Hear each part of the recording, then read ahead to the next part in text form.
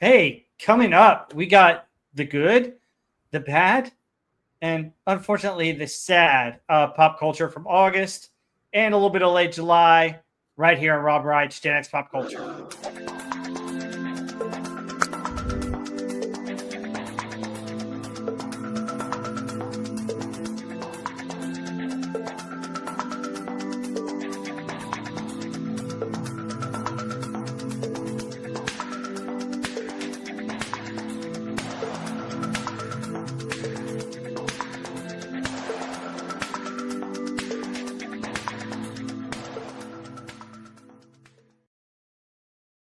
Hey, welcome into Rob Wright's Gen X Pop Culture, and let me bring my panel on today as we talk about pop culture for the last month.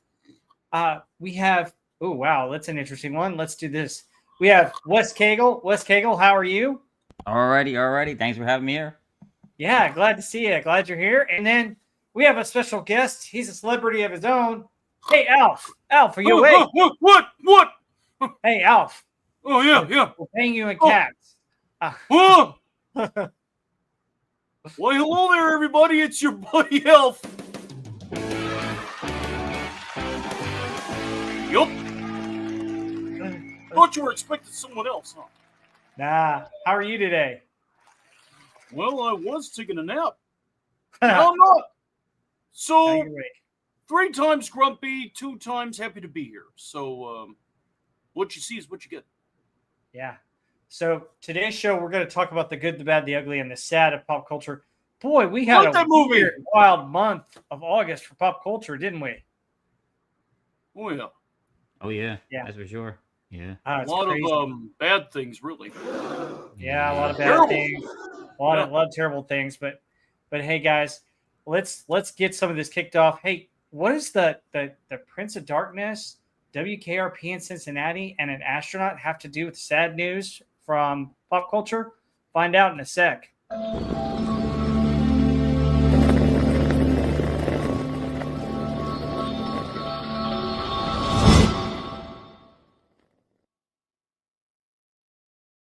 was pretty. Yeah, I think we need to start off with some sad news first. Get this out of the way because it's just difficult. But we lost some icons over the past month, and I know we didn't get to talk about it last week or last time because last month it was right before everything happened. So let me add these to the stage. We lost one of the most iconic rockers here, Ozzy Osborne. As you guys may know, nobody quite like him. What an amazing talent! What a great human being at the end. His last concert raising a ton of money for just research into an awful disease. But guys, tell me your thoughts on Ozzy. Let's talk about him and let's talk about his legacy. Yeah, you want to go first, Elf? Wait a minute. Ozzy's dead?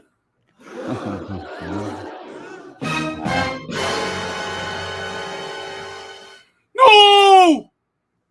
First Willie, now Ozzy. Oh my God! No, that's terrible. No, but seriously, yeah. There's what can be said about this guy that hasn't been said already. I mean, he started a new wave of music, the new sound. He was a pioneer. He's the grandfather of heavy metal, the Prince of Darkness. He's an iconoclast. Like, when you think of heavy metal, you think of that guy. That guy right there. You think of him. He'll be missed. Sorely and truly. Absolutely. Yeah. That's now I'm going to have to bite a head off a cat. I mean, bat. To honor the guy, yeah. Yeah. Of all, I think of the ones we lost just recently. I mean, we've lost even more over the past whole year, but of the ones we lost just recently, this was one of the roughest ones. This was rough. Roughest. Yeah, that's for followed sure. by Hogan. Yeah, it was bad. Yeah. I mean, just real sad. But I mean, I think he leaves a legacy of music behind and TV show and at the end, though, I mean, he did some great things for humanity and for other people. I heard he spent like the last 20 some odd years of his life helping people out and overcoming addiction. And that's something that doesn't get said or get known about a person. Some of the charity and some of the things they do. Oh, absolutely. Yeah, absolutely. And from what I understand, he gave all of the proceeds of that final show to charity. All of it. Yeah, to Parkinson's, $191 million to Parkinson's disease. Yeah, a disease which he himself suffered from. And then, you know, another celebrity that we know that has Parkinson's is Michael J. Fox. And, you know, Ozzy supported that. Jesus Christ, Doc, I'd like to act again. Yeah, no kidding. Yeah. But yeah, Ozzy will be missed. He was iconic. You know, the thing about him is that he also transcended heavy metal into classic rock. A lot of his stuff is now considered classic rock as well. And, you know, he's going to be missed. He's an iconic person, iconic man. And, you know, he had some hiccups and some shortcomings in his life, and he was open and honest about those things. And, you know, but then did things to make amends in his later years. And you got to commend somebody for that, you know?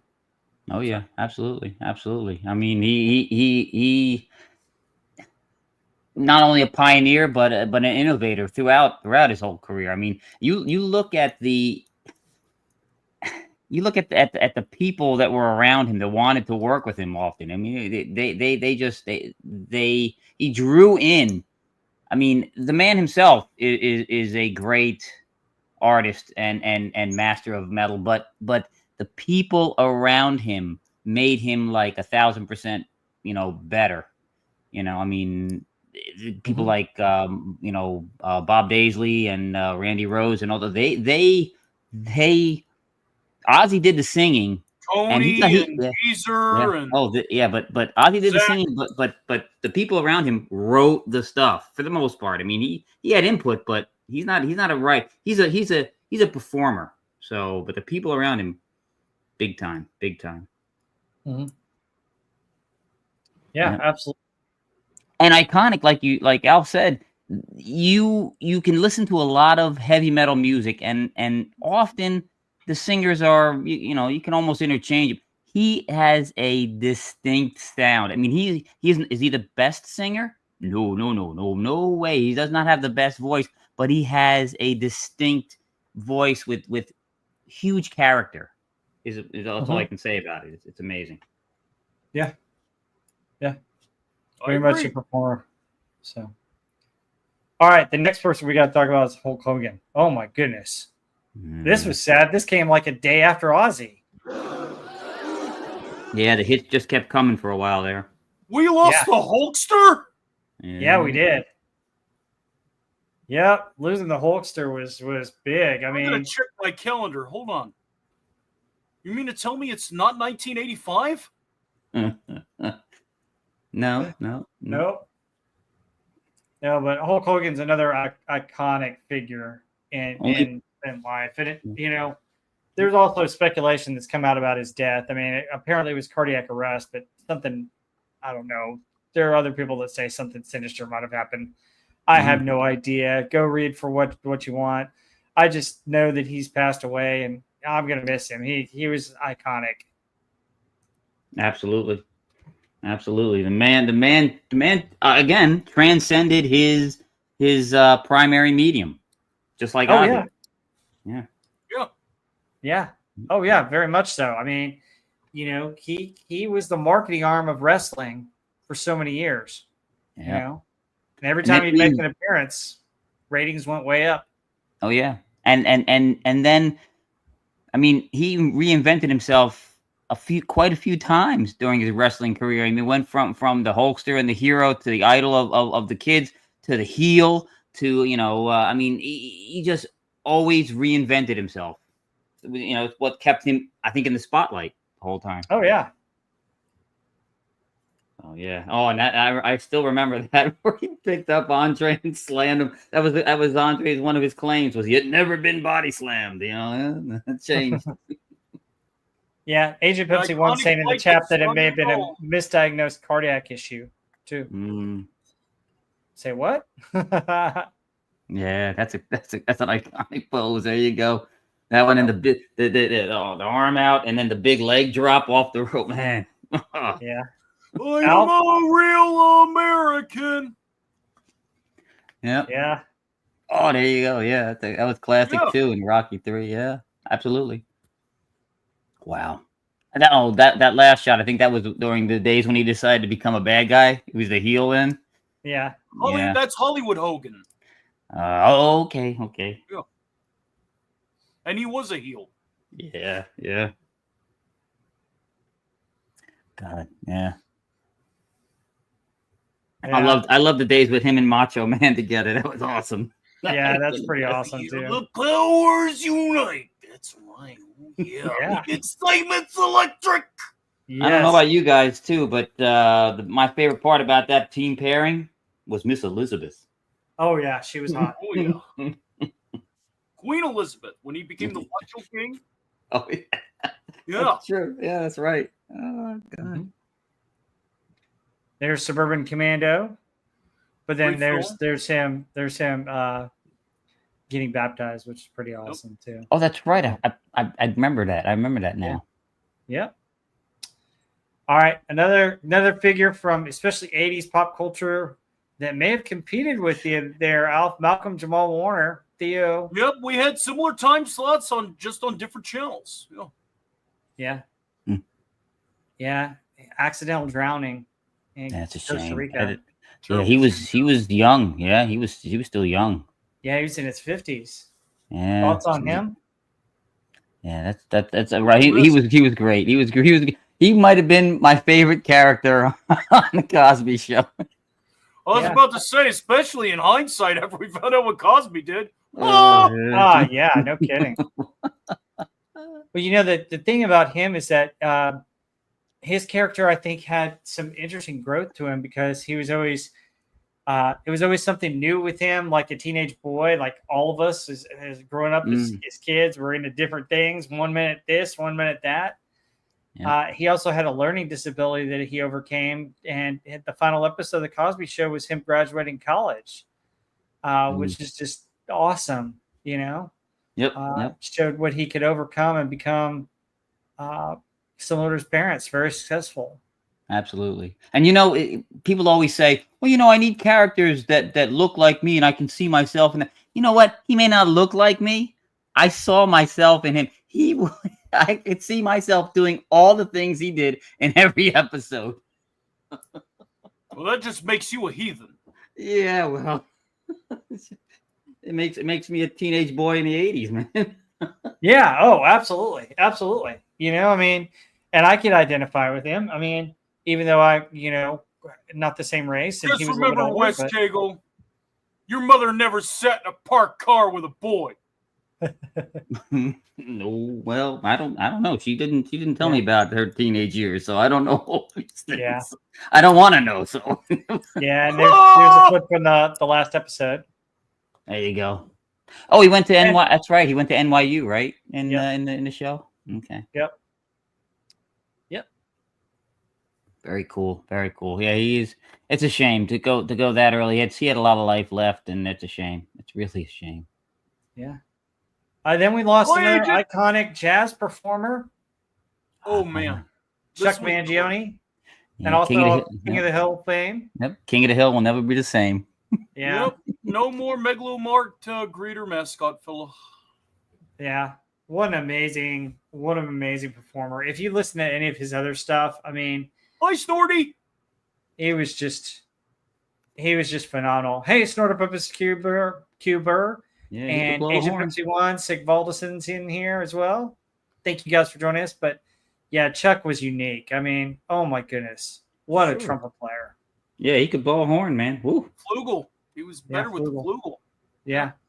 And the other thing about him is that people don't know is that he did a lot for charity and a lot for music. A lot of these celebrities do, and nobody notices because they're not virtue signaling why they do it. They just do it. People don't understand that Alice Cooper actually works in a soup kitchen all the time. He just Mhm. doesn't go around telling people that he does it. Oh yeah, yeah, So absolutely. And there's the shot of him from King of the there Hill, he is. Yeah. and another shot from King of the Hill. Oh, that's right. That's when Luann's boyfriend blew himself up in the Megalomart. Yep, it was the end of season 1. Oh God, Yeah. I forgot about that. Oh. So God, that was Yeah. another one from that show gone too. Luann's voice. She's been gone a long time now, right? Luann, Yeah. and then with the recent loss of Dale, and then Oh, yeah, that's impersonator right. totally flubbing the job. Yeah. Yeah. Yep. Yep. Wow. And then the next one that we lost right in that span was George Kumas of Golden Earring. Oh, yeah. Right. So I mean, he was one of the founders of the band, and he played the guitar. I mean, Radar Love and Twilight Zone are two of their biggest hits. But Yeah. Yep. It's a shame. I said, I think somebody is actively trying to erase our childhoods. I tell you, man, it would be, it's almost as if they're just trying to rub out the 80s. They're just trying to, kill us all off. Like, Yeah.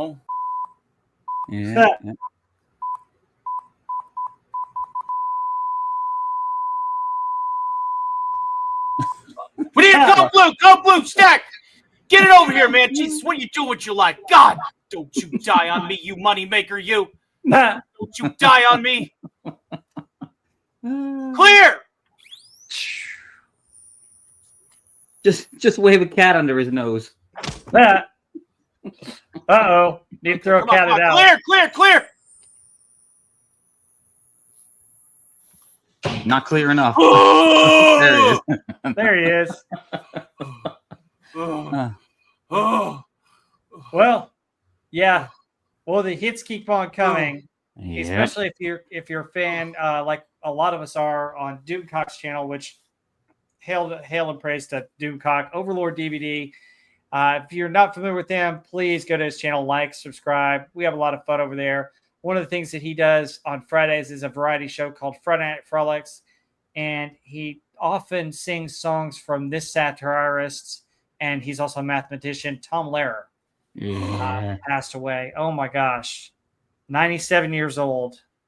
Tom Lehrer, and Tom Lehrer did something great a few years ago. He let all his songs go to the public domain. Yep. Great guy. But, I think that the guy who just saved my life, thanks, asshole.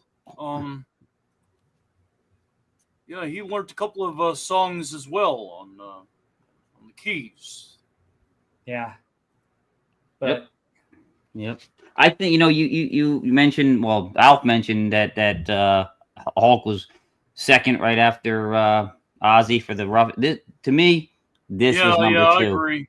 Yeah. This was number 2 for me. This was rough, because I can remember the first time. I don't know about the rest of you guys. The first time I ever was introduced to his music was in like 1973 on the Electric Company. With he did 2 songs, LY and Silent E. God. Oh, really? Was a little I didn't kid. know that. Yeah. There's 2 songs. Who can turn a can into a cane? Who can turn a pan into a pain? It's really great. You can look it up on YouTube. They have the videos for both LY and Silent E. It's classic Tom Lehrer too. Yeah. This is actually a promo for his "I Hold Your Hand in Mine" song. I like how he keeps her around. Yeah. Yeah. When people ask for Tom Lehrer, they don't often ask for that one, but I think that's one of DC's favorites. I think he loves doing that one. When you give him a dealer's choice, that one comes up a lot. Yeah. I always like Werner von Braun, and so does AJ Pepsi 1. Yeah. That one, there's three of my favorites are the Werner von Braun, the Wild West is Where I Want to Be, and MLF. Those are my 3 favorites. Oh, and We Will All Go Together When We Go. So. Yeah. I like So Long Mom, I'm off to drop the bomb. Yeah, we did that one for Rob, because Rob, supported us. Yeah, that's a good one too. He's got so many good ones. And you know, I understand that some of them aren't quite as topical because the political climate's changed. But if you're like us, we experienced that. We lived through that era, so Oh, it's yeah. still relevant to us. So that's great. Oh yeah. Yeah, it's great. I mean, he was fantastic. It's sad to lose him. He died of old age. He was 97. He also was taught math at Harvard, MIT, and he was a genius too. I mean, Oh, my gosh. lawyer's Yeah. here. Marcelo Lopez. Yeah, very good. He's got experience working with another person who's, obviously not the father of anyone. And, yeah, he's been helping me out with my case, too, over there in Cotton. Good to see you. Yep. The council's in the house. All I right. plead the fifth. Then the other person we lost, and this was upsetting, Lonnie Anderson. Yeah. WKRP's Lonnie Anderson? Yep. And she Yeah. was married to Burt Reynolds at one point too.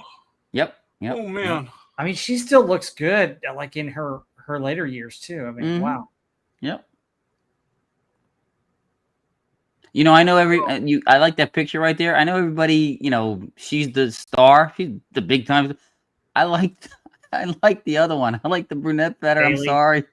Yes. Haley? Bailey was cute. I liked her better. I don't know. I'm a plain Jane kind of guy. I don't know. Yeah. Well, maybe this will change your mind in a minute. That makes you an old Joe.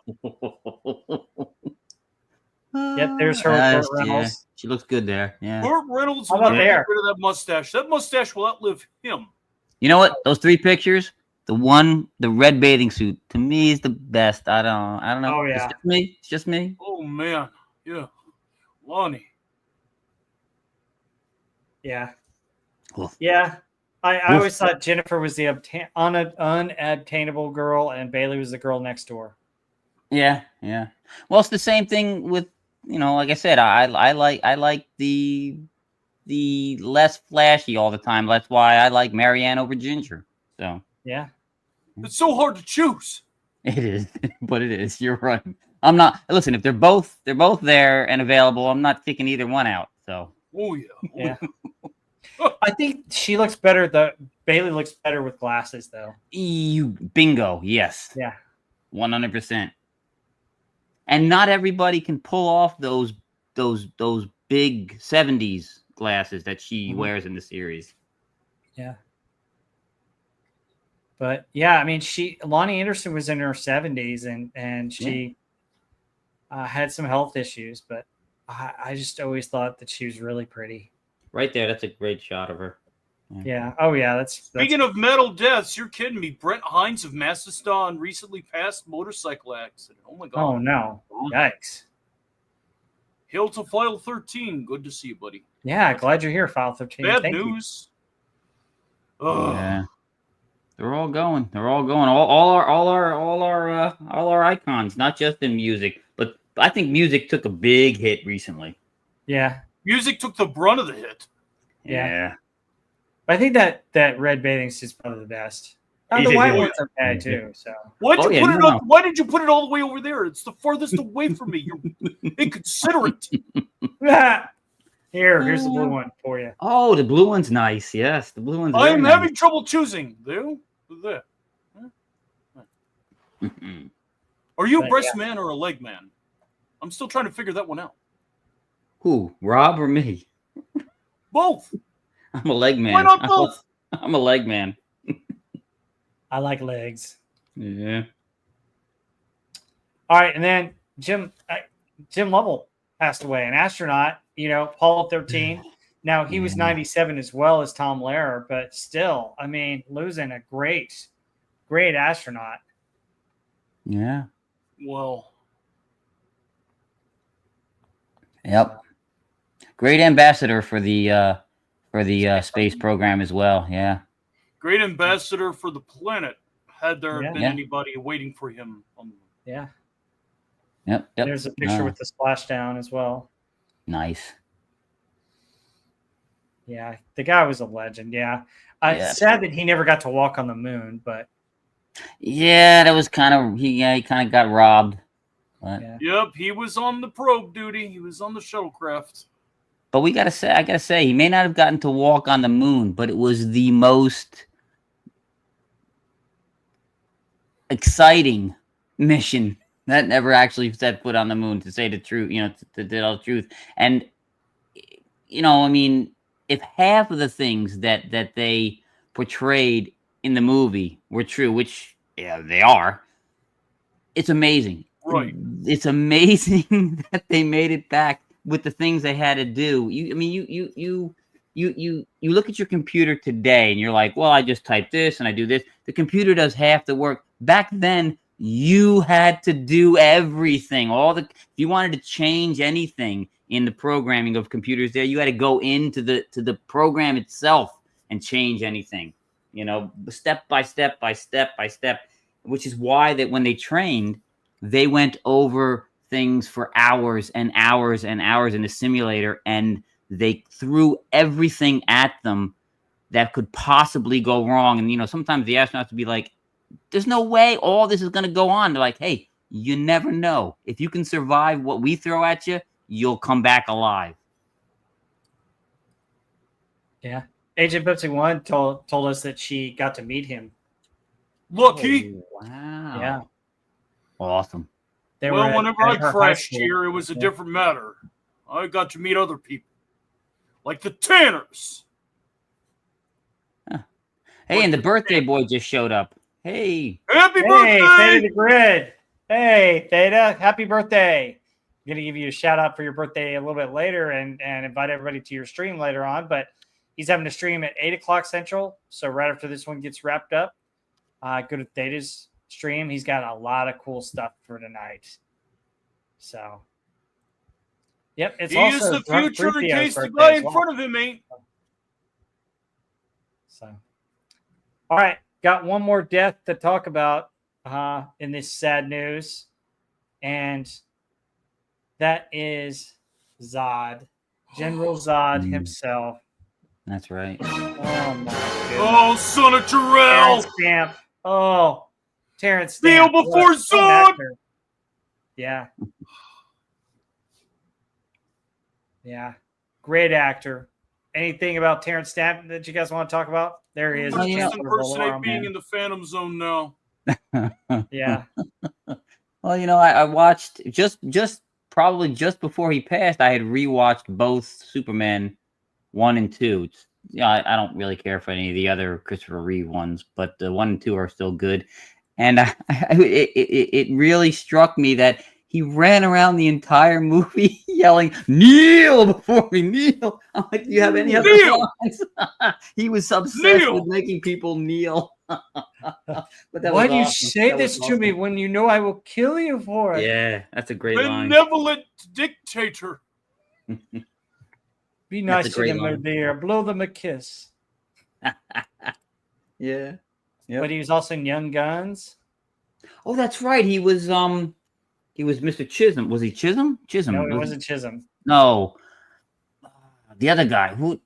Yeah, he was the guy that took all the guys in. I forget his name now. God. Yeah, you're killing me. Tunstall. Tunstall, yeah, Mr. Tunstall. Yes. Yeah.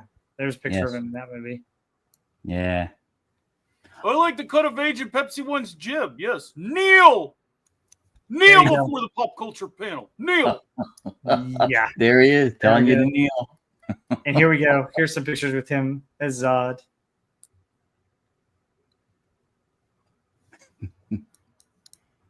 Yeah. I love the ending, Oh, yeah. Take my hand, swear allegiance to Zod.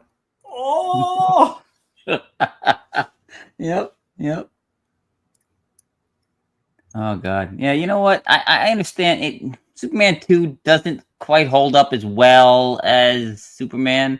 The budget was obviously less. I mean, the invasion of aliens from outer space is met with like 5 army guys in a Jeep. So, I mean, it's kind of a little rough, but it's still the man goes around the entire film chewing up the scenery to perfection. It's awesome. It is pretty awesome. Yeah. Yep. Yeah. I love Superman 2. It's cheese done right. Yes. Oh God! Again, it's the '80s. You know, we reveled in cheese. We ate that stuff up. Yeah. I was the sunshine of everybody's life. I was on telephones, T-shirts, newsreel ads. Yeah, absolutely. It's crazy. So, but yeah, that's our sad news.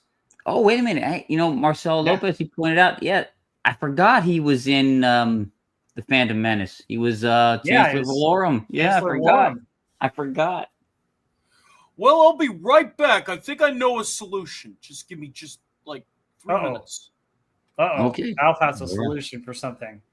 Oh, that can't be good. That can't be good. Got a solution for celebrity deaths. Oh man. We'll have to see about this. Well, the solution to death lies in the television series we're going to talk about later on. So. Oh yeah. Okay, I think I have a solution. Now I got this from another guy here.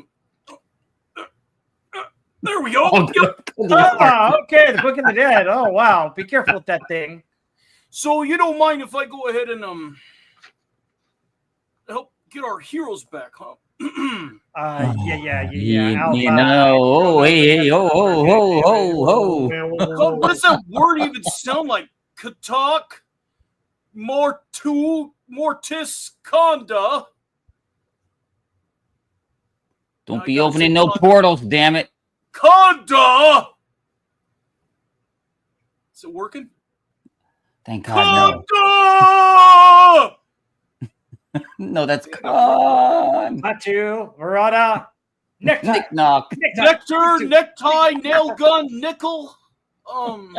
It's definitely an N word. Yes. Definitely. Easy there. Careful there. What about? I was about to say nincompoop. Well, now you're talking about everybody who lives with me in New Jersey, so. Yeah, I get that. I get that. Yeah, apparently so. Woo. All right. What happened? You angered Thor. So now we're going to look at another aspect of pop culture. Hey, what does a changing design for an iconic restaurant in Disney have to do with what was ugly in pop culture? Find out in a sec.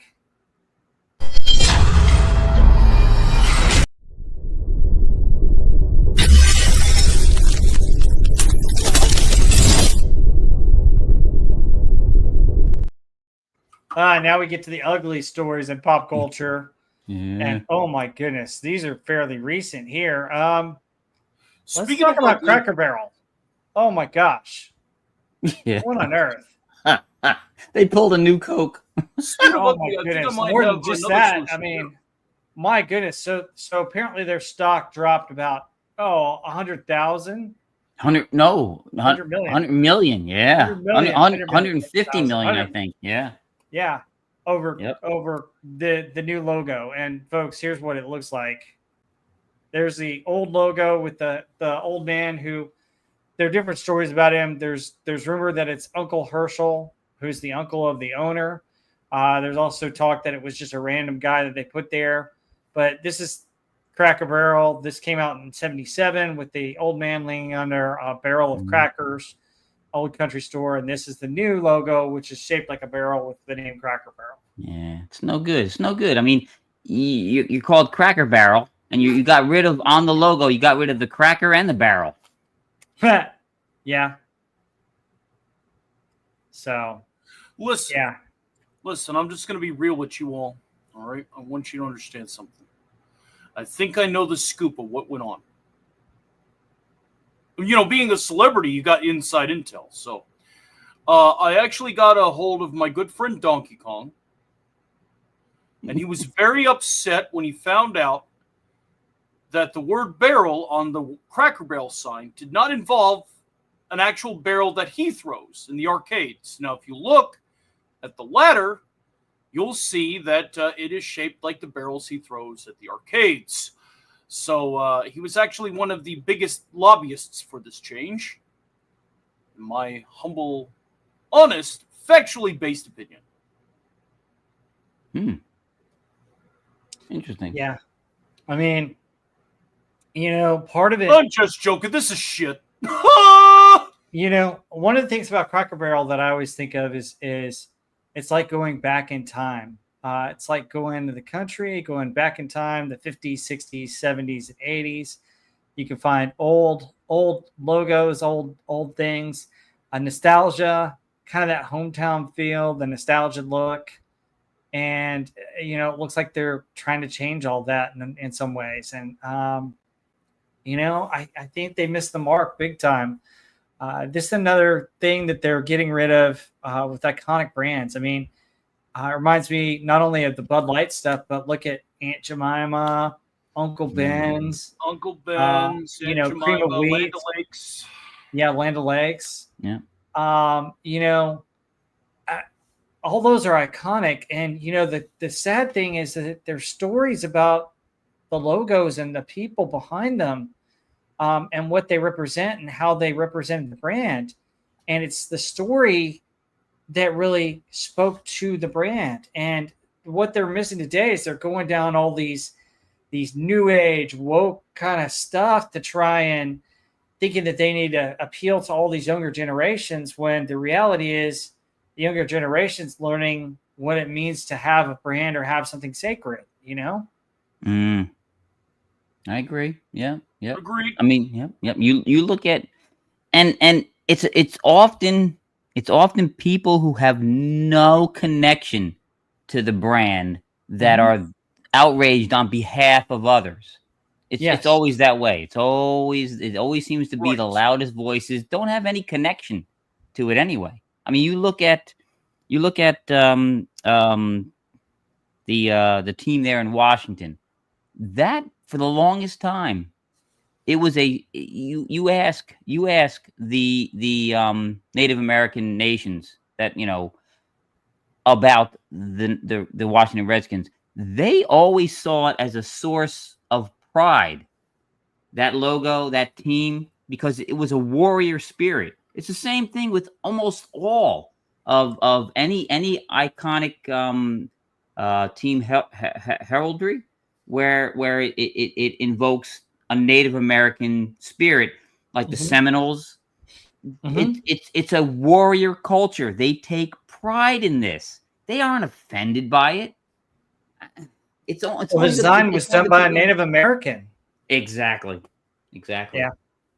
Yeah. Even though they're my team's arch rival, I still miss that. But Cracker Barrel just didn't do themselves any favor with this, and no, for their stock to drop and all that. I mean, you're getting another Bud Light. You're getting another.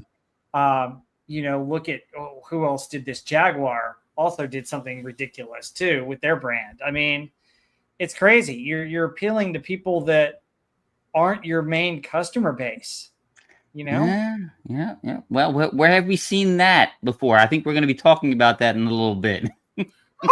Oh yeah. Yeah. Oh, absolutely. I mean, that it's crazy. So any other thoughts on Cracker Barrel? I mean, it's awful. It's ridiculous. Another one bites the dust. Yeah. Absolutely. Well, we mentioned some of the other things that were, erased for modern sensibilities.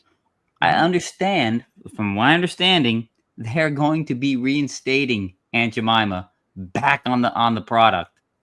That's good, because are we going to get the commercials where if you're not looking, she'll do this number?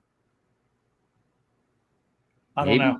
Maybe I don't know, but the real Aunt Jemima was, unfortunately, during the time of slavery, she was a slave at one point. When she was freed, she went to work in a kitchen like in Chicago, and she became a very successful cook. And really, the brand is really off of her. You knew you were getting quality, and that's really a good success story. That's an awesome success story.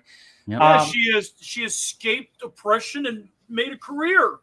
Yeah, absolutely. Yep. And then, the Cream of Wheat guy, the guy who came over from Cream of Wheat, an immigrant, who gained citizenship and became a chef at a restaurant that became a 5-star restaurant. And that's where Cream of Wheat came from. This very successful African-American that came from like Barbados, legally immigrated to the United States, became a citizen, and his brand grew because of that.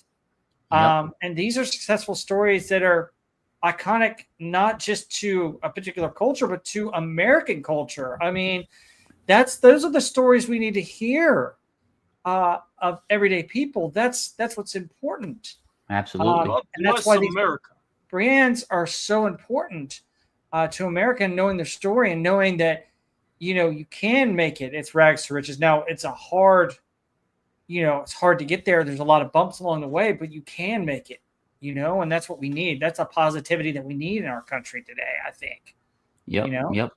Well, I do think with some of the cases, the Cream of Wheat one and the Aunt Jemima deal, it was monetary because they were still paying the descendants of the original, people. Yeah. Oh yeah. And now if they change it to Pearl Mill Mining or whatever, I don't know, Pearl Mill, whatever it is now, they don't have to pay Aunt Jemima's descendants for her, her likeness. Yeah. Well, guys, this segment is over for yours truly. We're gonna have somebody else step in. Oh, okay. All right. See ya, Al. Should we You be bet. afraid? Hey, and remember, check us out on Cotton. That's where you'll find me mostly. Occasionally, you'll find me over there at that other itty bitty, not so talked about channel, but you'll find me at a big channel like the Cotton Council, where you'll find me there, hanging out with a bunch of other puppets, doing puppet stuff. See ya, Alf. Later. All right, you ready to brace yourselves for the next ugly news? Ugly? Oh, good Lord. Oh, here we go. So, Disney recently came out and admitted, oh my goodness, we did wrong by our male audiences. Gee, it only took them, 10 years to figure that out? You think? Good Lord. So basically they came out and really figured out that, oh, hey, did we screw up with Star Wars and Marvel? Oh my goodness. Well, I mean, Swift here our Wes Cagle, Swift -1 says hello. Wes Cagle and whoever's going to replace Alf, I don't know. We'll see. I mean, what do you expect? You bought two brands that were predominantly male in Marvel and Star Wars. What do you think? Absolutely. I think. I mean, they inserted a lot of woke in the MCU, obviously, but I don't think the damage is as irreparable as the Star Wars damage. These and the destruction of that brand, the Star Wars brand, is completely on the shoulders of that individual right there. She is responsible for all the destruction. I don't care if anybody else, all the people she hired, did the actual dirty work. Sometimes the person solely responsible doesn't get their actual hands dirty, but they are responsible. And that's her right there. She did it. She did it all. And Steven Spielberg should have just kept her fetching the coffee instead of promoting her to anything else. Yeah, I don't know why Lucas made her president when he sold everything to Disney, but she sure didn't treat his stories and his characters any better. I mean, it's one thing to have strong female characters. We already have them with Princess Leia. We have them with, for example, Ripley, Red Sonja, various other female characters that were strong in their own rights as their own characters, as their own ones. The way that KK ruined Star Wars was she basically tried to turn a character of her into the bestest ever in Rey. I mean, there's nothing wrong with the actress that played her, but the story written for her was she could do no wrong. You didn't have her learn like Luke did, learning the Force. You had her, I can already do this. I can already fly and fix the Falcon. I can already use the Force. I can already do this. Oh, wow, I can use this. I can do this.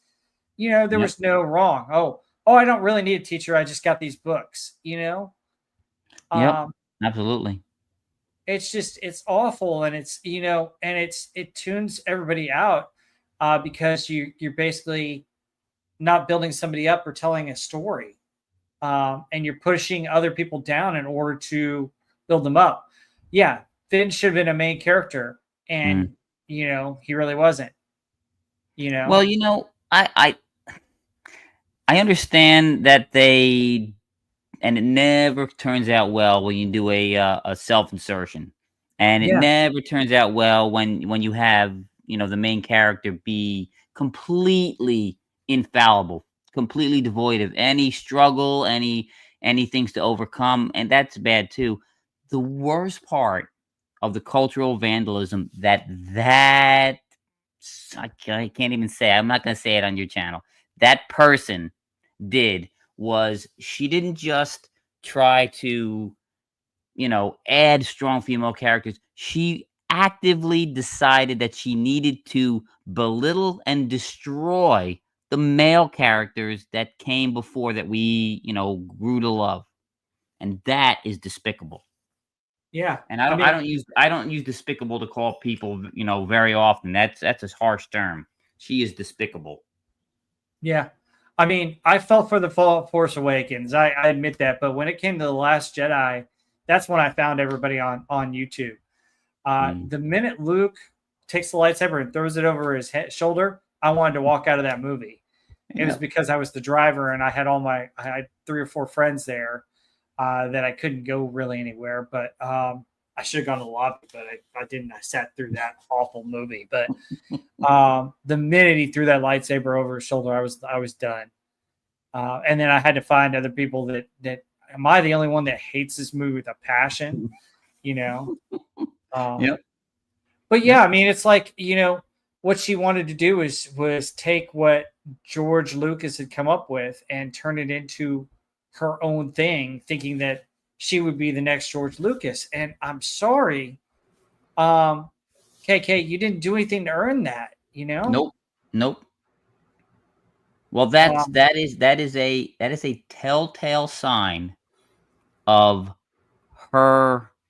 I don't want to paint a political brush here, but people like her, that is a telltale sign.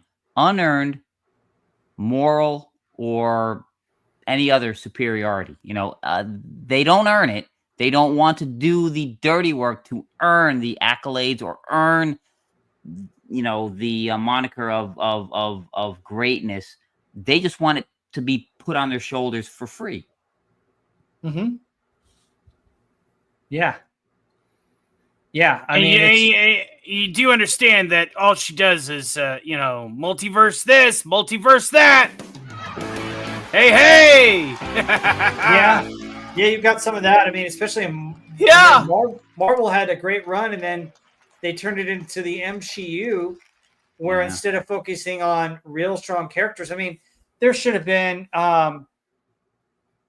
maybe an episode with Black Widow or a movie with Black Widow way before we got one. That would have helped. Yeah. But she had already died in Endgame, and you know, then you make a movie about her, and then you had the Captain America nonsense with Brie Larson, who just, my goodness, didn't he get that actress under control because she was ruining your brand. And the actress that she was with from Endgame and you know, a couple of the other Marvel movies couldn't stand her because she was acting like she owned everything, you know? Yep. I mean, but yeah, you know, Disney's just now realizing this. I don't know if they're ever going to get the male audience back for either one of these. I'm not seeing any hope. Are you guys? Well, it's going to take some time. No hope at all. I mean, Morty could probably tell you, yeah, I haven't been around long, but yeah, don't like it. It's really, really terrible. We're totally going off the cuff and we're sounding like Rick and Morty. But anyway, yeah. Long story short, building a Mary Sue character. What are the do's and don'ts? The first is simple. She's got to be female, Morty. She's got to be a woman or a woman in this case, like in the MCU or in, like, you know, the sequel trilogy. And then basically you take her and you make him really good at everything. Okay, right, Morty? Yep, I'm following. And then last but not least, you got to make them think that their life still sucks. They got to have like this emotional, like, you know, like, oh, look at me, nothing's ever gonna go right, even though I'm like the best, you know, the bestest ever, and that's Kathleen Kennedy's self-inserts. Just look at Phoebe Waller-Bridge or Rey Skywalker. Mic drop. Yep. I mean, exactly. So, I mean, you can have strong female characters without having to make them so overpowered over male characters. It's just crazy. Well, the two things that they always do when they feel they need to make strong female characters, they do one of two things. They insert them directly in to overshadow the established male characters, or and which is often what happens, especially in a reboot, they erase the strong iconic male characters and just make them female, like in Battlestar Galactica for one. I mean, I've said this over and over. I don't know how many times I got to say this. If you want to see how to take an iconic franchise, and it is hugely iconic in the anime industry, in the anime community, just look at the remake of Space Battleship Yamato. The original had one female character for the most part throughout the whole thing, Nova. And in the remake, there's got to be 8 or 9 of them, yet they did not erase a single male character. They did not change any of them to females. What they did was they seamlessly added new characters, and the storyline was still intact perfectly. It is a masterclass on how to remake a iconic franchise. It's beautiful. Yeah, and you know the other aspect, Agent Pepsi One chimes in and says, frankly, Disney has also lost female audience too for the most part. I know they lost me for sure, and I mean to add to this is that, you know, one of the things to talk to my dad about some of this the wokeness and the woke culture is that my stepmom hates all this because you dumb down the male characters to where they're uninteresting to females. And then you make the female characters so unrealistic that no female can relate to them. Yeah. And it's just, it's ridiculous. It's, you know, you're trying to so hard to pump up one character when all you got to do is write a decent story with a decent script. You know, I would have been fine if Rey would have had, you know, more human qualities where she failed, where she learned, kind of like Luke, and wasn't the bestest ever, automatically able to do everything all at once. You know, he said the line. He said the line, the bestest ever. Yeah, I mean, it's just you're right. Credit Doomcock for starting that. But yeah, I mean, it's crazy. It's just it's awful. Yep, you are 100% right. They don't understand that they're chasing an audience, one, that's not going to be the primary audience, and there are, you know, there is without a doubt female fans. There have always been female fans of Star Wars, and you turn them off as well. You are 100% right. I mean, they are unlikable characters, whether you're a male or a female fan. I hated the part where Rey Skywalker was making fun of Chewbacca's engineering skills. Yeah, whenever, you know, they was trying to fix the hyperdrive, and she just walks to a random panel, rips it open, and yoink, I bypassed the compressor. She bypassed the compressor, and the Wookiee looked up from the compartment and looked, and he was like, you know, what the hell are you doing to my ship, you come on, it's my ship.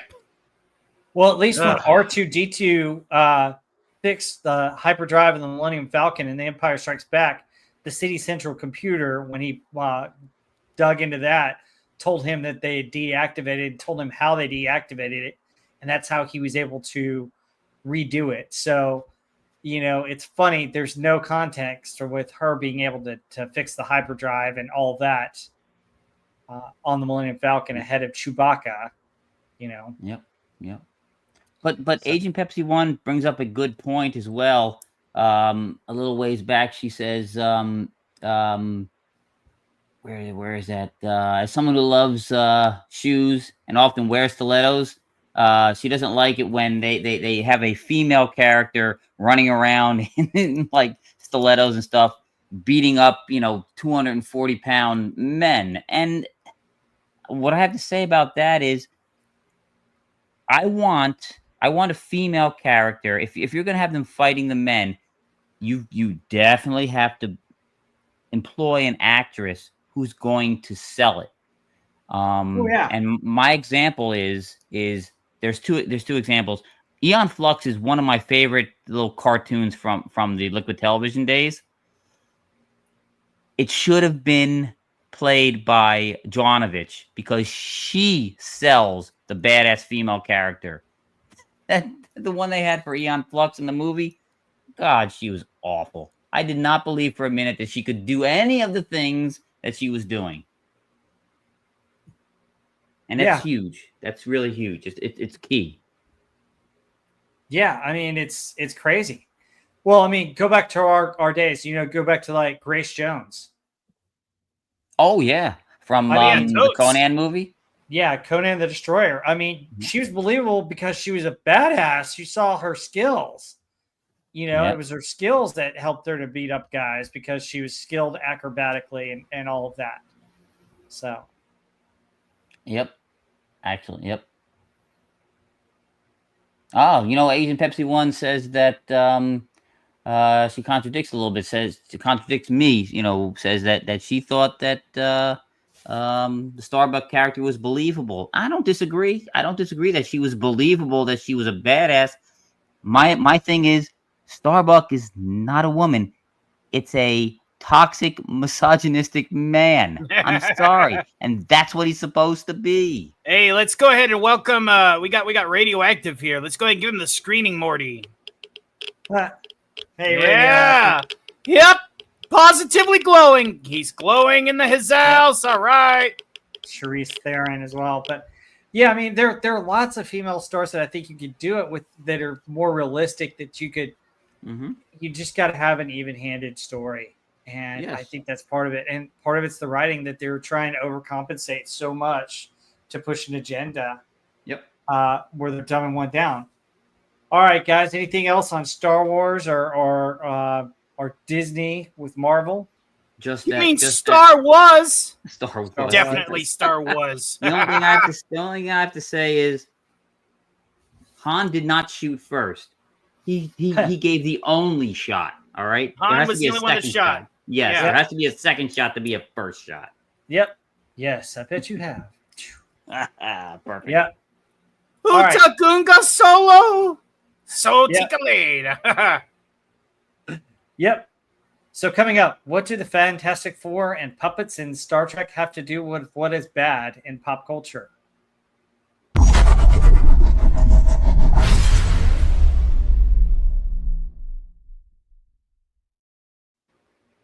All right, let's talk about the bad in pop culture over the last month. Oh my goodness, this movie came out.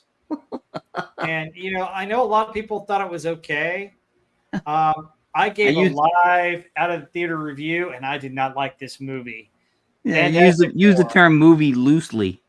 Yeah, no kidding. But it has become a flop, and it's struggling to make $500 million. And Disney is just over the moon with what's gone on. They don't know what to do. But my goodness, what a flop. Wes Cagle or Rick and Morty, do you want to talk about this first?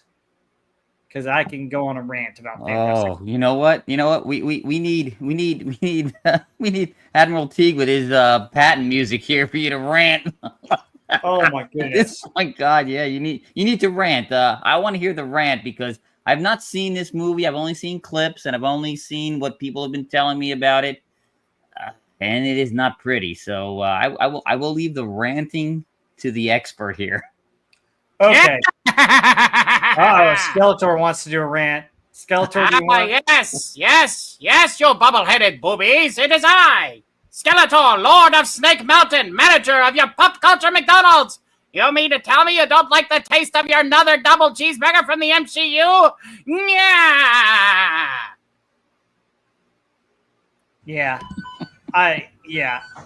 Sigvaldison, I'm the opinion that Marvel cannot make a good Fantastic Four movie. I'm right there with you. I mean, this movie, so Galactus looks good. Johnny Storm actually is given some stuff to do that's actually credible, but the rest of this movie is just garbage. So let me start with The Thing. The Thing looks good, but his voice is crap, and then he's neutered. He's not depressed. He's not bunging. He's cooking with Herbie. He's not grumbling. He's not complaining about what he looks like. I mean, it doesn't feel like The Thing at all. It's just terrible. And then he gets his butt kicked really quick, and Johnny Storm has to save his life. It's just a total waste of that character. Then we have Pedro Pascal, who was totally miscast as Mr. Fantastic. Yes. The only good thing about it was like there's an opening 5 minutes where you actually see the team working together, and it shows some of their old adventures, and you show him actually crawling up and using some of his powers to kick a monkey and defeat one of the bad guys. But that's like 2 seconds of the movie. The rest of the time, he is apologizing for every damn thing he does. He's a total wuss. I mean, it's like this is supposed to be the leader of the group. This is the guy that's the smartest in the world. And yet, I'm sorry, guys. I don't know what to do. Oh, I'm sorry. I don't have the answer. Oh, I'm sorry. I don't know how to defeat Galactus. Oh, I'm sorry for this. Oh, hey, here's my plan. It didn't work. Oh, I'm sorry. I'm just like, dude, can you please take control and act like a man for a change? He's just a total wuss. And, you know, the funny thing is that the women don't like it. The women are sick of Pedro Pascal.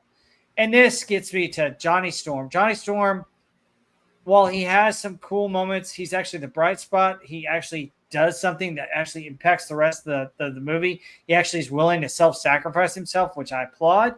He still is not that gearhead girl-chasing guy. I mean, they have to mention that he likes girls, but it doesn't really – he didn't go out of his way to chase girls or hey, babe, you know, or anything like that. He does play some jokes, but it's just miscast and mistyped and miswritten for him. But he does have – he's out of the four, he's the only one that, you know, has something that's legit to do. And then we come to Sue Storm. First of all, she becomes like the leader of the United Nations. Then you have her. She's going on maternity leave. She's far off in her pregnancy. She goes into outer space. Hello. There's a reason why women when they're 8-9 months pregnant, and that's kind of what she was, can't fly on planes and shouldn't go do stuff. I mean, my goodness, she could have killed herself and killed the baby going in outer space like that. And there's no explanation to that. Why would you do that? That was the stupidest thing. And then, the Silver Surfer at the beginning, when they're trying to get their ship, is kicking Johnny Storm's butt, kicking the Thing's butt, kicking Mr. Fantastic's butt. But, Sue Storm can swat her away without any problem and help them get back to the ship. And, at the end of the movie, you sound like you enjoyed the film. Spoiler alert, she's power enough to push Galactus into the transmitter to zap him over to another galaxy all by herself. No help from anybody. Oh, I got this. Why do we even need the Fantastic Four? It was so stupid. I had people that are not usually inclined to really comment about these movies going, this was so stupid. She was way overpowered. So, yeah, this is a dumb movie, and it deserves to be, on the ash heap of history. It's just awful. It's worse than any of the other Fantastic Four movies. At least those were cheesy fun for a couple of them. But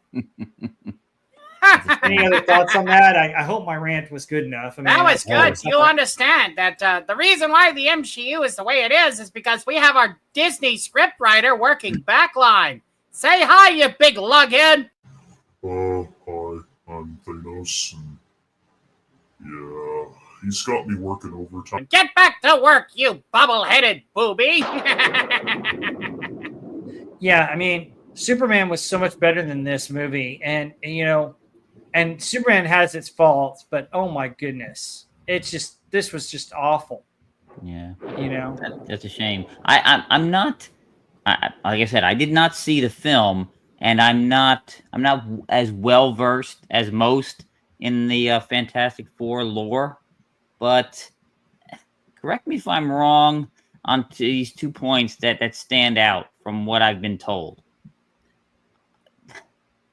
The Torch is more his personality is more akin to should be they like you said they neutered these guys. He should have been more like what Peter Parker is. He's a wisecracking kind of obnoxious, more on the obnoxious kind. And that's what he needs. He needs that. That's the kind of guy he is. And Sue Storm, I mean, she is. She's more of her powers lend themselves more to being a supportive, a support person, She's a support supporting unit, the team. yes. Yes. And that's no And less stealth. important. Don't forget the stealth. It's no less important in a team. If anybody has done any kind of online gaming where it's you're doing team playing, the support people are essential. Mm-hmm. Yeah. I mean, I'm gonna need a res over here. Yeah, I mean, it's insane. I mean, it's sad and just this is supposed to lead to their next big movie. I mean, come on. I just was beside myself. I didn't like this movie from the get-go. And the sad thing is it got like a bunch of good press right up front to kind of front load it, and it's fallen by the wayside. I mean, the numbers we went over, if you guys watch Pop Culture Breakdown, I mean, the numbers were crumbling to where it may not even beat a couple of other bad movies from Marvel. So yeah, it's bad. It was very bad. FKHC 2005, welcome, glad you're here. Yeah, brother. Well, if it isn't Tim, yes, truck came today. There are some that call me Tim. How is it that you're able to cast fire without flint nor tinder? Yeah. All right, let's talk about Star Trek, and oh my gosh. Let's not then say we did. This is bad. Did you guys see there's a new Starfleet Academy show that they did a trailer for? Did you see that? I did not. I try to avoid anything that comes out of the Star Trek universe these days. Oh my God, to see this thing. This is just inhumane trash. Basically, Really? They're starting Star Trek, a Starfleet Academy show, and the Doctor is going to play an older version. You're going to have some people from the other Star Trek shows that are going to end up in this one, but really what they did was, Starfleet Academy, we're on the Kirk promenade. You're throwing member berries into it, and you had a female Jem'Hadar, which is their warrior race was all male, and they were genetically cloned.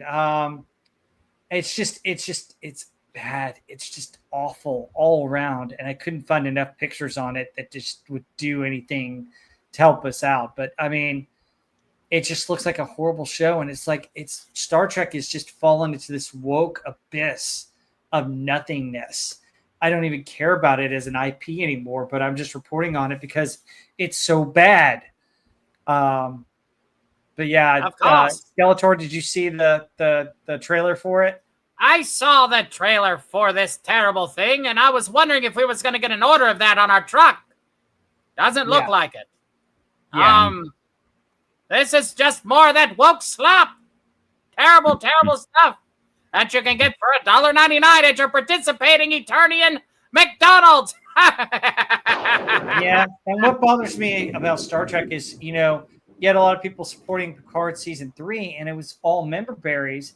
And so now they're thinking that, if we just throw member berries, we could tell whatever story or whatever woke stuff we want to push as long as we got member berries. No, that's the whole point. That's why That's why we were calling it out and saying that, Star Trek Picard season 3, even with all those member berries, is not good because of that. Yep. So I think it's even worse when a really culturally vandalistic show throws in member berries. I think it makes it even worse. yeah. Oh yeah. Does somebody know that Snow Dub needs to have a woke puppet on his show for a sacrifice? Yep. Now, So did you say that the doctor, and this is the doctor in the pig, he's going to play an older now he's a computer program. Why would he age? Exactly. I'm baffled. I don't understand. So Yeah. And then we got Star Trek Strange New Worlds, which is a puppet episode. They've already had a singing episode. Apparently there's a cartoon episode right there. yeah. What are we doing? I don't know. We're doing Pigs in Space from the Muppet Show now. Yeah. Yeah. Pigs in Space was actually good, though. It's true. Yeah, that's true. But I mean, I don't know. I mean, Star Trek is dead completely, and they're just driving spikes into it. I mean, I don't know. You had a new company that came on that had already done some of this. I don't know how you can fix Star Trek. Do you guys think Star Trek can be fixed? What would you do? Yeah, scrap everything that came after 2005 and start over. Yeah. Here's an idea. Scrap everything after 2005 and leave it as it is. Yep. Yeah. I understand that there's rumors about a reviving of Star Trek Enterprise. So let's scrap everything in between and just pick up where Enterprise season 4 left off. Maybe. I mean, you didn't ever get to the Romulan War. Nope.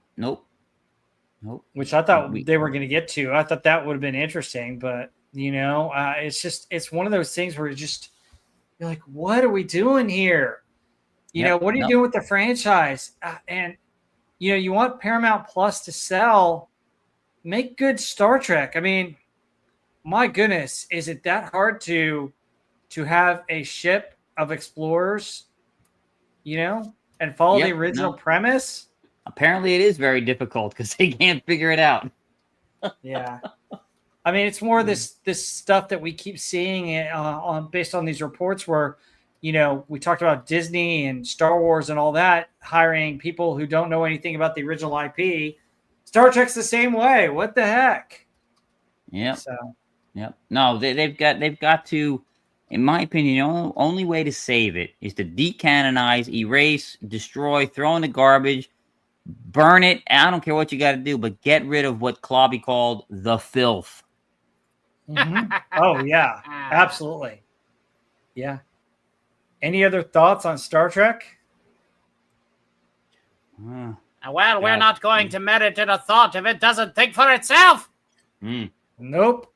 Very true. And very true. Since we have Skeletor, there's another bit of bad news that I wanted to throw in here. I don't have a slide for it, but Skeletor, what on earth is up with this new He-Man and the Masters of the Universe movie casting Roboto as a female voice? I know, it's terrifying. What? And they don't even have Kevin Smith ruining it this time. I bring back Kevin Smith, please. He-Man, this is not my evil plan to defeat you. In fact, it's far too evil. I never thought I'd hear somebody say, bring back Kevin Smith for Masters Well, I mean, of the look at the Universe. basis of comparison. God. Oh yeah. That's what every Star Trek fan wants to see. Disco dancing Klingons. No, but I mean, Roboto was clearly a guy, and oh my goodness, in the toys. I mean, what are you doing? You Kevin Smith already set the franchise back a number of years, and now you're trying to revive it, and this is not the way with the movies. I mean, I will say this: Masters of the Universe did have an awesome reboot when they did the 2011 series. Did you guys ever watch that cartoon? I have not seen it. No. I thought it was excellent. It was great. And it kind of revived the series. And was great, and then it just kind of went by the wayside. And then they tried to bring it back with the awful Kevin Smith stuff. Although he did redeem himself a little bit at the end, it was still trash. And then all of a sudden they do this. I mean, it's crazy. So, yeah. Well, again, I think you've got a problem. Just develop. There was plenty of great female characters in Masters Universe. I mean, you had Tila, you had Evelyn, you had the Sorceress. Develop them, use them. You don't have to change. I hate when they swap characters for. I don't care if it's race Tila or gender. became the warrior after He-Man perished in episode 1 of that He-Man reboot from Kevin Smith. Yep. I had conquered Eternia, and it felt such like a shallow victory because then Evelyn got all of my muscles at the end of it. She was goth muscle mommy, whatever that all these kids like. And I was cocked. Literally cocked, mind you. I will have my revenge, Evelyn. And Kevin Smith, watch your ass. Yep, and then he brought Hordak in to further dumbfound you. This is as if they were to reboot the Thundercats and Lion-O becomes a female. Come on. Stop. Don't give them any ideas. I was about to say, don't talk so loud. They're listening in. Be careful of that. We don't want that. No. All right. Well, we did have some good news, so we're gonna get to that. What does Gina Carano, aliens, and golf have to do with what was good in pop culture? Find out in a sec.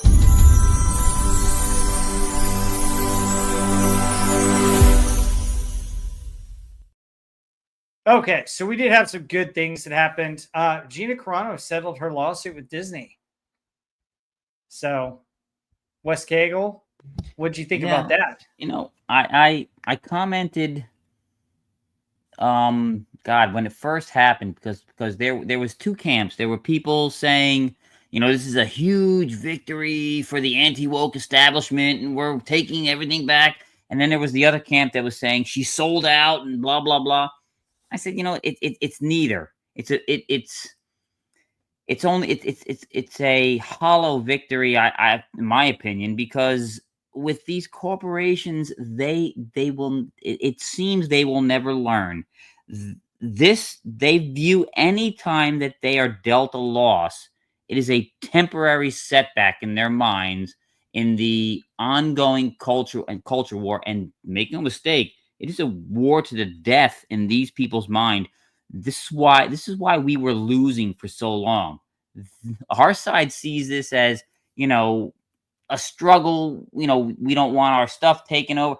They view this as a war of extermination.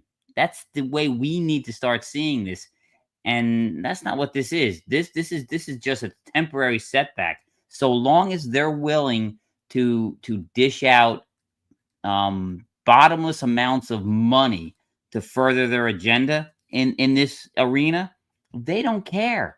As long as they have backers that will infinitely fund losing, films, losing Broadway plays, they are willing to lose buckets of money to further what they want. They don't care. And until we realize that and fight them on their own terms, we're not going to win. Well said. Here's my take on this. First of all, I'm happy for Gina. She got her reputation back. She probably got a good settlement. I don't know what it is. I don't think we'll ever find out. But it seems to me that it's likely that she's going to be able to get her own show. Hopefully, this will open the doors for her to be able to have more acting jobs, not just possibly coming back to Disney Star Wars, but for other projects that she wants to do. And, it looks like it opens the doors back up for some of the things that I've heard that she wanted to do in writing and directing, as well as acting. So good for her. That's what I mainly want for her, is for her to be able to have her life back and be able to do the things that she wanted to do as an artist. So that's what I'm most happy for. And that's the biggest win in this. is that Gina getting her reputation back, Gina getting the opportunity to do what she was taken away from her with all this garbage that Disney did it. Now, I do wish it would have gone to Discovery because I wanted more dirt on Disney and I wanted to see more of what was behind the corporate greed because I think heads would have rolled and we might have been able to get some changes. But I'm very happy with Gina, and if she's satisfied with the settlement, I hope to be able to see her in projects going forward and to be able to hear about her being able to be behind the camera and write as well as act in a series or in whatever she wants to do. Bill, welcome, Bill. What do you say? Hey! I tell you what, man, I can't wait to see Gina Carano take names and kick ass. It's going to be awesome. Bring back Cara Dune now. That's the next step. Oh, yeah, definitely. I'd love to see Cara Dune back, but I don't know if it would save Star Wars or save the franchise. What are your thoughts on that if they bring back Cara Dune? Well, then you're going to have to get himself another action figure with a signature. Possibly. No, I can't wait. Cara Dune series would be epic. Bounty hunting on her own end, being a pilot, That'd be rad. Well, she was an interesting character. I mean, remember where Cara Dune's from? Alderaan. Yeah, So the planet that got popped like a zit. Yep. She'd be an interesting character to follow and learn about her story. So I thought that she was a great character. Wes Cagle, Cara Dune series, would that fit your bill? What do you think? Oh no, absolutely. Great joke. That would be a would be a step. That would be a step in the right direction. I don't see them. I think they're brain dead enough to not see a money printing press right in front of them. So I don't know if we're gonna get it or not. Cross your fingers, your toes, and whatever body parts you can cross. You got this. Yeah, there's speculation that she might be in Mandalorian or she might get her own series. I don't know. I don't know any of the behind the scenes stuff, but the other thing about it is that they may be playing nice and paid her a ton of money not to be in anything anymore. Star Wars could just die a sudden death, and then Gina could have her reputation back and hopefully get on with other projects and do other things. But who knows? We'll see. I mean, time will tell, but it's definitely an interesting win for her, and that's what I'm most happy for. I'm glad that she got what she desired out of it. That's not true. To me, that's the most important thing. I mean, for selfish and other types of reasons, I kind of wanted to see a little bit behind the corners, but Disney's never going to allow Discovery to get out. No. They will never to let us do that. But imagine Disney in the future making their own crypto, making a fast pass with their crypto. Can only be bought by their crypto. Well, we already know Disney in the future. It becomes Whale and Yutani. Yeah. Speaking of Whale and Yutani, all right. So there's an interesting series that actually just dropped on Hulu, FX, and actually sponsored by Disney, Alien Earth. So I've talked a little bit about it on Pop Culture Breakdown, but Wes Cagle and Bill, I'd like to hear your thoughts on it. Wes Cagle, you're first up. Go for it. I had somebody allowed me to be able to view it. They sent me the file, so I saw the first 3 episodes, and right off the bat, when I first watched it, when the logo first started coming up, I'm like, oh my god, it sucked me right in. The sounds were right out of 1979 Alien. The way the letters were being shown, slowly, over time, was perfect. The ships, how they were moving in orbit, it was beautiful. And then the episode started, and there was a bunch of stuff. I'm going, God, the actors are terrible. The acting was terrible. The script writing was terrible. I don't even know how to say this. I don't know what they were thinking. I kept going, God, this is terrible writing. This is terrible acting. It's ruining everything. I mean, and there were so many. I mean, there was one instance where the spoiler, the one character says to the body she's going to inhabit later on. She says, it's a Wendy. I think she looks like a Wendy. I yelled at the screen, no, it looks like a freaking Karen. It doesn't look like a Wendy.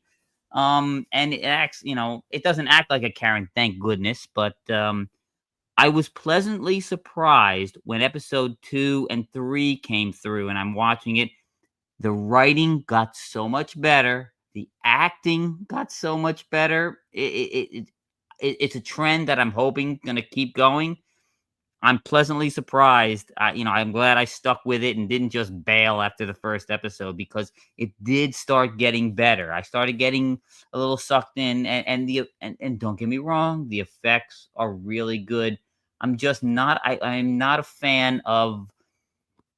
They kept doing too much exposition. I don't like so much exposition. It was too much of it. They were showing a lot of foreshadowing and flashbacks.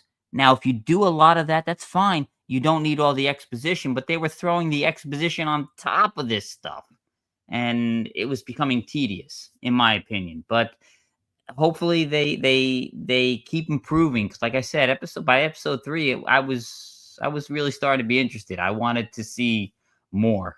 So, but that's where I stand on that right now, because like I said, we've only got the 3 episodes, and I could cite a lot of different things, but I don't want to throw in spoilers. I want people to go watch this, because I'm actually hopeful. I'm hopeful. Yeah. Bill, any thoughts on Alien Earth? Yeah. It's a show.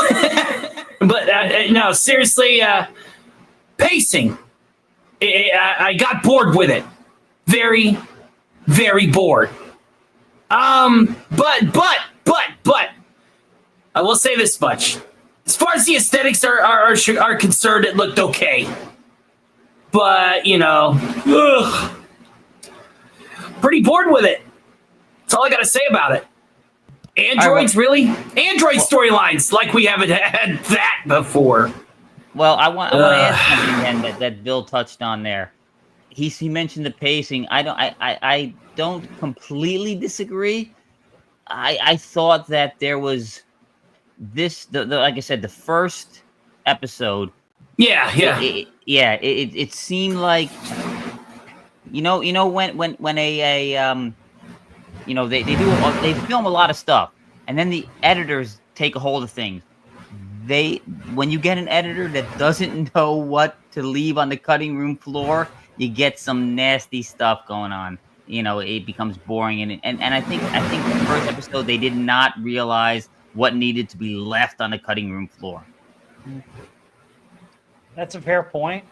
I thought they set up the look and the feel of Alien and to some degree Blade Runner. I felt that they set that up real well. I thought the ship looks a lot like the original Alien ship. I thought the characters and kind of the technology, kind of all that stuff were set up correctly. The beginning of the movie kind of basically establishes what Earth is like. It's 3 different companies, cyborgs, androids, and then hybrids.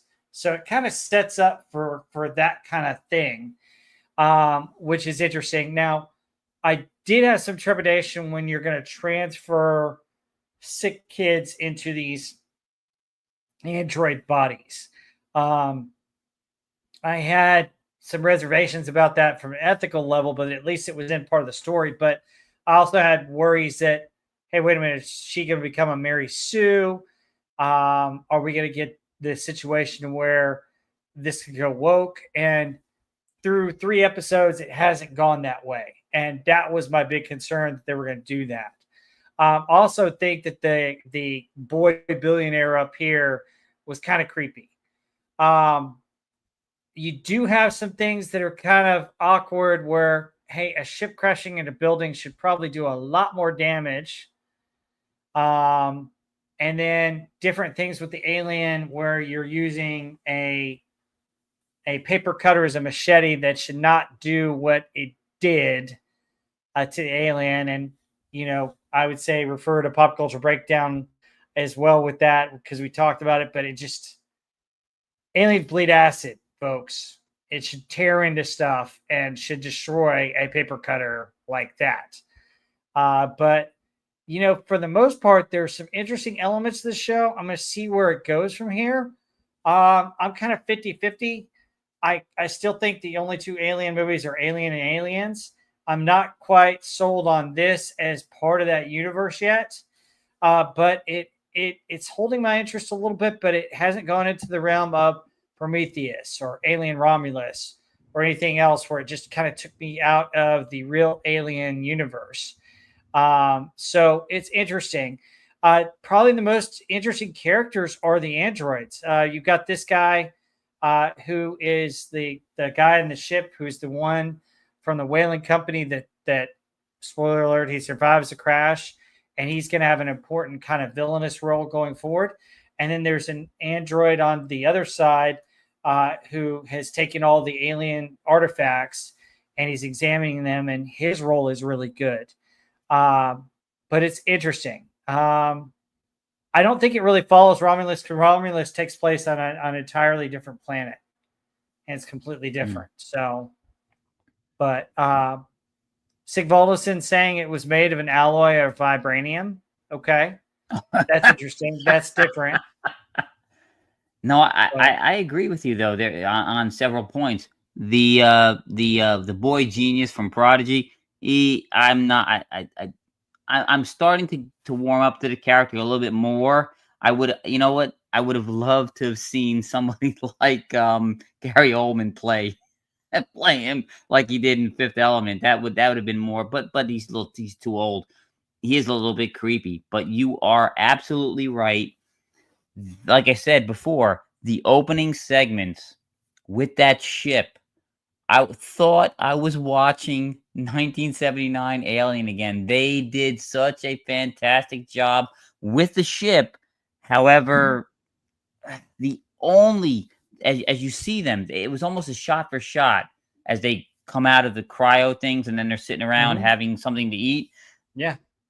My problem was the only character that sold me, that sucked me into the member berry they were trying to sell, was the guy who survives, the captain. Yeah. He could have been Dallas. I swear to God, he could have been Dallas. Except for the fact that he could turn his finger into a blowtorch, which is just true. Ridiculous. But this is true, yeah. But I did not buy into most of the other characters. They did not sell it for me, and I'm glad that that was their only part of the series. Yeah. Well, they killed off the other characters really quick. I will say this, that the one decision that the boy genius makes where he basically goes in to look at all the alien tech and it almost attacks him, and the android kind of tells him that, hey, it reacts to human life. And then he makes the decision, hey, only synthetic life, examining these things going forward. Okay, that's reasonable intelligence, actual thing. But kind of the premise of him wanting to create something that can match his intelligence, that's kind of dumb to me. A little weird. It is a little weird. Yeah. And then his feet. Pop culture has too many geniuses. Let's be real. Yeah. Oh yeah. Yeah. I mean, notwithstanding yourself, Tony, but but his feet are starting to bug me. I mean, it's like Hobbit feet, and then he walks around barefoot all the time. That's weird. Like, dude, do we need that on here? But I get that. See, this is part of the problem. They have characters say things often because they're trying to establish how that character is. I'm like, you can do that by just having the characters do things. They don't have to tell you they're like X, Y, and Z. I can see it if you do proper in the writing rely on the dialogue. You can have them with how they act, how they do things, how they they move, how they. It doesn't have to be all about what they're telling you. This movie, like I said, this is the series, for the first couple episodes, the first one specifically, they're smacking you in the face with this character is like this. I'm like, I can tell this. You don't gotta smack me in the face with it. Yeah. Yeah, and Radioactive points out that Wayland Yutani already knew about the Xenomorph prior to the Nostromo going to LV-426. That was in the original movie and novel. Yeah. Yep. That's why they sent them there. Yeah. I just the other thing about it is that all the alien stuff is on an island now. And that's one way to keep it kind of hidden from the rest of Earth. That's interesting. And you apparently killed the one main alien right now. So we'll see where it goes from here. I think it's going to be more along the lines of looking at the android cyborg hybrid thing, as I think the directions it's going to go. And we'll see whether or not it continues to hold my interest as that kind of storyline is. But, as much crap as we give Disney for the stuff they get wrong, we need to praise them for a little bit of what they get right. Oh, sure. While it's not perfect, at least this is a step in the right direction. Yeah. And we got to. But when are we going to stop settling for meh? True. Yeah, but by episode 3, I don't think it's meh anymore. I think it's starting to develop where it needs to go. And Rob's right though. He worried that Wendy was going to be a Mary Sue, and we see in episode 3, no. She can be broken. She is not all powerful. She is not, she is not Rey. She doesn't know everything from the get-go. She can't do everything, and she's vulnerable. Mm-hmm. Which is a good thing. So, and then the kids having some of their conflicts about the bodies and worries and all that kind of stuff, that makes them more likable and relatable and realistic too. Yeah. Now I have to ask both of you guys, what do you think? There's 5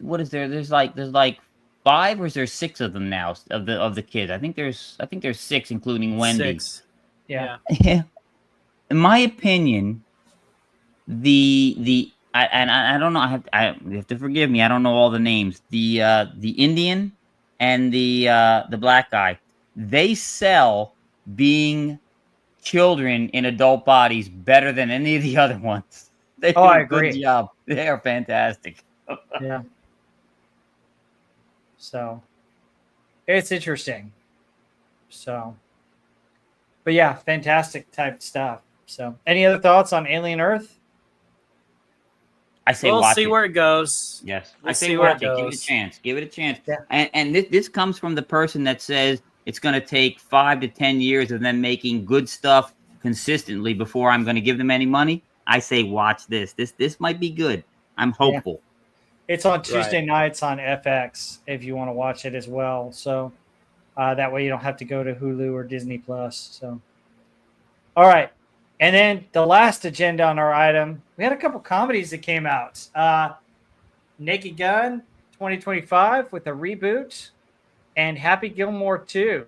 So, have you guys seen either of these movies? I've heard good things. I've not seen them, but I hear that Happy Gilmore is doing pretty good. It's basically like picking up where he left off, pretty much outside of like the time gap of 20 some odd years, but. I heard it was really good. It was still very fresh to the material. It was very respectable to the source material. And Adam Sandler's having a return to form with it. I hear Naked Gun's pretty good too. I had my concerns with it, with Liam Neeson being, but I heard they were both pretty good. So at some point I do plan on watching them. Yeah. Wes Cagle, did you see either one of these? I did not see them. However, from my observations, I really like Liam Neeson. I have a hard time seeing him as a replacement for Leslie Nielsen. It's huge shoes to fill. So it's gonna be rough. But I'm not opposed to watching it. As far as Happy Gilmore 2, I've not seen it, but I would be willing to watch it for the sole reason that it's Adam Sandler. And if you guys have watched him outside of movies and stuff, if you follow him, the man is non-woke. The he supports people in the industry who have spoken, like Rob Schneider has been very vocal on social media, calling out a lot of stuff, and he's been attacked and he's been kind of almost blacklisted. Adam Sandler supports him at every turn, no matter what. That's the kind of guy that Adam Sandler is. So I'm willing to watch. I'm willing to give a guy a watch just because of what he stands for. So Yeah, I saw both of these, and I do have reviews on my channel. So if you get a chance, go watch those. Let's see. Let me go with the Naked Gun first. It's funny. It's stupid funny. It's the same spirit as the other Naked Guns. Now, it's not as good as Naked Gun 1 and 2. I didn't really like Naked Gun 33 and a third as well. And I think this one's just a little bit better than that. But it's the same type of humor. Now, Liam Neeson has some great lines in it, but Pam Anderson really, she looks great. And I agree. Sig Balduson, she was very attractive in it. And Pam Anderson actually does a great job in this. And apparently Liam Neeson and Pam Anderson are a couple now, and I wish them the best. But I thought this movie it's one of those it's an hour and a half long. It's just as long as it needs to be. It's one where you just get your popcorn and just laugh at slapstick sophomoric humor. It has a lot of tropes to, your old film noir type movies. There's some nods to the very first one, especially when he first goes into the jazz club. If you look at one of the first things they show you in there, that's a huge joke in the very first movie. But this one, it's just a fun slapstick comedy. Is it the greatest thing ever? No. It's about a 5 or 6, just your fun popcorn movie that you can just enjoy and have fun with. So that's great. I mean, check it out if you get a chance, or watch it when it comes to streaming. Happy Gilmore 2 was probably the most successful movie on Netflix. I mean, I don't remember the number, like 46 million in the first day. Wow. It does credit to the very first one. It's a good story. Basically, Happy, you see how he loses his wife. He has, kids, and the boys are fine, but the girl wants to attend a prestigious ballet school in France. He's down on his luck. He lost his fortune, and he has to go back to playing golf. It's essentially the gist of the story. And $300,000 is what he needs to send her to school. $300,000 is what he needed to get his grandma out of debt in the first one. So you got some similarities. A lot of great people come back for this one. A lot of great cameos, especially golf cameos. Happy Gilmore 2 is similar to Happy Gilmore 1. If you like Adam Sandler and you like Happy Gilmore 1, I think you'll like Happy Gilmore 2. It's the same type of humor, same style. And it's a good, fun comedy. I mean, both of these are fun comedies. That said, you got these. You got, King of the Hill coming back. Is comedy back yet? What do you guys think? Well, that's something that I can actually engage with you with. Yeah, I have been watching King of the Hill. Yeah. As far as like it being formulaic to the original show, that's there. There's just those minor gripes, mainly the animation style. Sometimes whenever Hank is talking or whenever Hank is on screen, they accidentally de-age him. I think they were just really rushed to keep consistent animation color palettes for the characters. Obviously, I don't understand why Bobby Hill has to sound like he's still 12. Yeah. You could use the same actress. I'm sure she could take it a half step or an octave lower and it not be that big of an issue. That way, Bobby's nuts would have dropped, right? I mean, come on. Kid's like, what, 25 now?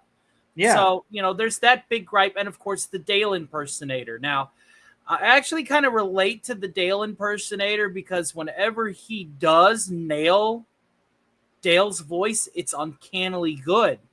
But whenever he screws up on it, he screws up on it hard. And it literally just disconnects you. And he has this wave with it. Like, he'll be like, whoa, no, Hank is working with the Saudi government, but now I need to totally break my voice and sound like this while talking to Bill. And I'm like, are you kidding me right now? Come on, no. No, it disconnects me every single time.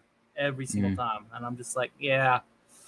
But other than that, as far as like the writing of the episodes, they're good. Like, obviously they're referencing new stuff meant to, target, the generations beneath us. But it's kind of like how Futurama's doing. Futurama's still formulaically the same. The difference being is they're talking about stuff that we're not intrinsically interested in. That wasn't part of our generation. We watched these shows when they were originally airing. And that's one of the big problems whenever you do an extension, because this isn't a reboot. This isn't a retcon. This is just picking up, a couple of decades down the line.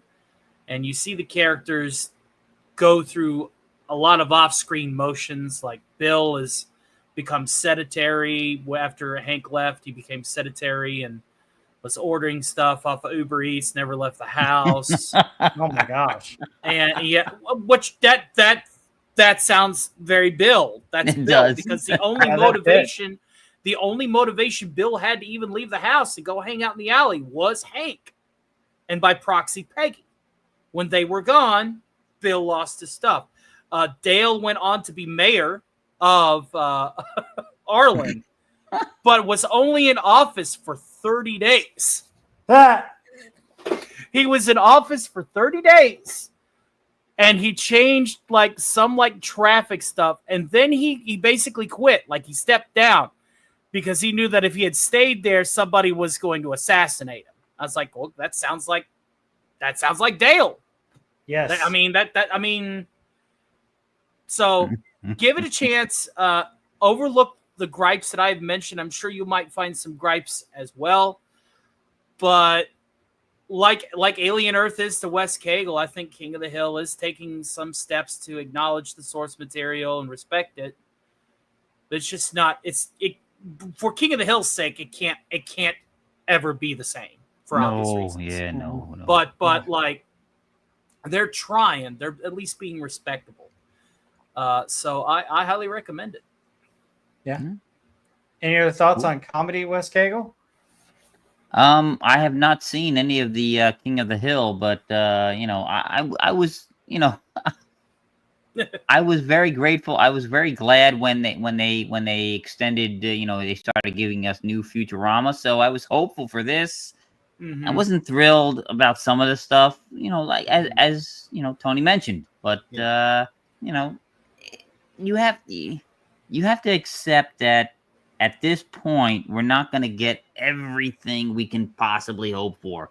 Right. But we have to be grateful for what we're going to actually get, because they're begrudgingly letting go of some of the nonsense and the filth, as Bobby says, that they want to give us all the time. So I think eventually, it's going to take a turn. The pendulum always, when it swings one way, so far, there is such a backlash that it will ratchet all the way back the other way, and we'll get that eventually. But even if it does, it still won't be the same, because the 80s rule and they cannot be duplicated. True. Yeah, I agree. The motherfucking 80s. The MFN 80s. Well, my opinion on this is I think I've seen both these movies. I haven't had a chance to watch King of the Hill yet, but I think it's a step in the right direction. And I got to acknowledge the step in the right direction. Is it fully back? No, not yet, because we've got to be able to lighten up and make fun of each other and make fun of ourselves. And in these movies, they make fun of situations and stuff like that a little Right. bit, but it's not full blown comedy. Is being able to laugh at everybody and everything. Oh yeah. And we're not quite back there yet. No. And we need No. to get back to that because it just feels over the last like 20 some odd years, comedy's just been sucked in this black hole because, okay, it's not okay to laugh or lighten up about all kinds of stuff. Everybody's got to be so serious about every little thing all the time. And we've just gotten so tight. But this is loosening the strings a little bit. And hopefully it's a direction that'll keep going to get us back towards what we once had. You know? Very good. Yes. Yeah. You know, I thought for a long time, I said, the moment, you know, whatever happened to the art of self-deprecation and being able to just laugh at anything, you know, once I started having to tell people, hey, I'm an equal opportunity offender, that's when I noticed things were going bad because I had to tell people this. You know, I'm not making fun of you because of what you are. I'm making fun of everything because it's funny. Funny is funny. I don't care who it's making fun of. You can make fun of me, and I will laugh my behind off all day long. Yeah. Tony knows this because they roast me on the games that we play on his channel all the time, and I laugh my behind off. That's a sign that we miss you. We were actually like throwing you under the bus the other night when we were playing. It's like Wes Cagle and his punctuality, right? Like, oh God, I love it when people make fun of me. That is when I was growing up, I was, you know, a teenager and a young adult down. I hung out with people down. I'm down here now. I've moved down south, so I'm right by the campground. But we were in a campground, and there was people from, you know, Philly, from North Jersey, all around this whole area. We spent all night, all the time at the around the campfire, roasting each other, and it was hysterical. And nobody ever got mad or got butthurt. So yeah, absolutely. That's you know what it needs to come back to. So, but it's not quite there. Anyway, that's our show for this month. Next month, we'll review what the new pop culture stuff we have for September is, and we'll come back and talk about it. I want to give everybody a chance to plug anything. Wes Cagle, what do you have to plug? Well, the only show that I am regular on is the Wednesday show on Dadman's channel, Dadman Go West, and we've missed the last couple because, you know, Dadman's been, you know, having to deal with grandmama walking. She's been in the hospital for quite some time, so it's touch and go. But I think we'll get more regular on that again.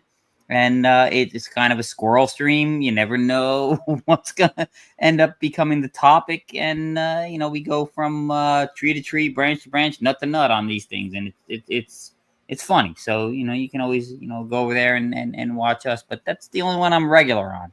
Everything else, I'm just kind of a nomad and show up at random. Yeah, definitely. And Tony, sounds like you got something, a clip maybe, or what have you got going on in your show? Your channel. roll that beautiful bean footage. Are you tired of waiting for Friday to come by? Do you want your variety entertainment now and not later? Then please consider signing up at Stark's Thursday Matinee, where we do a little bit of the same thing, but totally different. We have different parody songs, puppets, parodies, PNG tubers, and pandemonium, and a heck of a lot more. So by all means, be sure to check out Stark's Thursday Matinee, as we are on our road to 1,800 subscribers, ladies and gentlemen. That's right, 1,800 and beyond. We are the future, ladies and gentlemen. Better believe it. We are not going to stop. We're going to be shoving down Skeletor shorts down your throats worse than any fast food joint would ever do with their slop.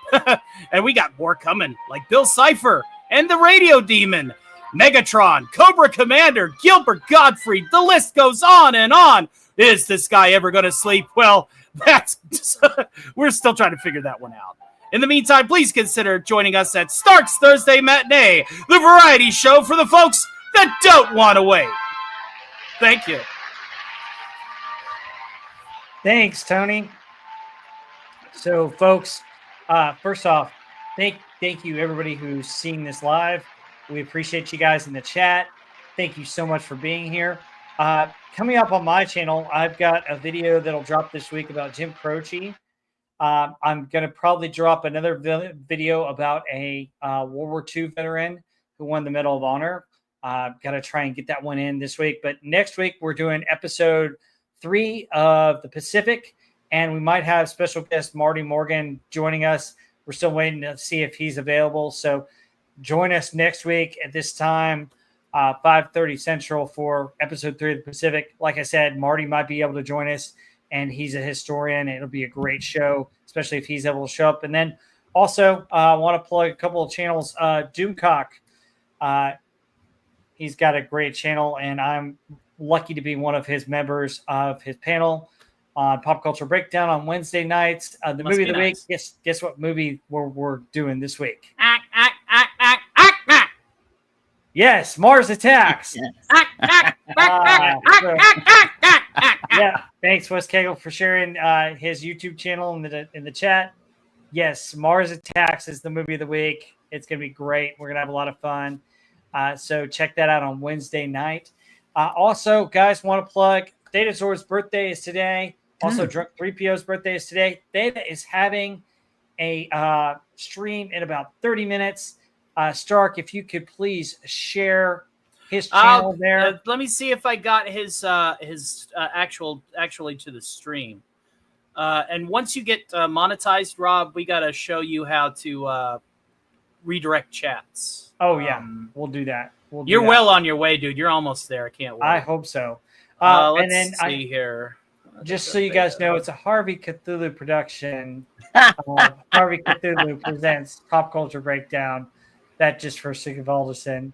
So, can we expect the button to be pushed then? Oh, I have no idea. I ain't pushing the buttons will be pushed. Here's the link to the actual stream, ladies and gentlemen, right there. Yep. There's the actual stream. Progress. So yeah, you never know what kind of characters will be hanging out over there. Oh yeah, and it's Theta Zord's birthday, so go over there, wish him a happy birthday, wish him well. He's had some trouble with health issues and other types of issues, so please support his streams, and support him in any way that you can. Give the guy some love because he needs it. He's a valuable member of our community, and we certainly value him and love him as a brother. Yes. Yep. No, I'm laughing at Sigvaldason there. He thanks you for saying it correctly. Yeah. Squid. The Harvey Cthulhu show. Harvey Cthulhu the Squid show. The Squid show. Yes, the Squid show. Anyway, he's got a tentacle for you. Yes. It's not very happy. It's actually kind of mean. It will dissolve you and turn you insane. Harvey Cthulhu. Anything else before we end the stream? I think we covered it. Yeah. Do you like my new look? Yeah, it's great, dude. Yeah. I love that. I finally was able to drop that Robert Downey Jr. face claim. Yes. Mouse could go suck it. Well, at least you don't have a Doom claim either. No, the mouse might like to suck it. Can't sue me. So, anyway, thank you so much for joining us. If you're watching on the replay, please leave a like, subscribe, and comments. YouTube, with their weird algorithm, wants to see more people engaged. Yeah. I don't know how that's affecting my algorithm. That's your playlists again. DC's got it right too. He actually has got the other part of the pincer attack. What I've done is with my shorts, I've just been like farming comments and stuff and having people watch chains of them. Now that he's got those playlists over there for his videos, do the same. Yeah. I've got playlists. Yeah. I have playlists. Roll the playlist. Yeah. I've got the 70s music all on a playlist. I've got the 80s all on a music playlist. I've got all my Band of Brothers on a playlist. I've got 80s movies on a playlist that I've done reviews of. So check those out. I mean, playlists are great, and I've got links to them. I'll have a link in this one as I edit this video as it goes to video format coming up. So definitely, and I'll put the Pop Culture monthlies on its own playlist as well. So it'll be good. Alf gave you some good takes. I think everybody gave you some good takes. Oh, Feel yeah. free to farm Yeah, those it'll be shorts. it'll be some great Because that takes. by proxy advertises for me too. Yeah. Absolutely. Because again, I'm going to try and get on other shows of significance in the very near future, and I need my numbers to reflect that. So absolutely. I'm doing my best, and 3 weeks sober. Awesome. Good. Yeah. Need to be that. Yeah. For my future, yes, quite, absolutely. quite. Well, folks, thank you again for watching the show. Thank you for being here live. If you were live, if you're watching later, thank you for coming by. We'll see you on the next one. Here's our outro. Yes.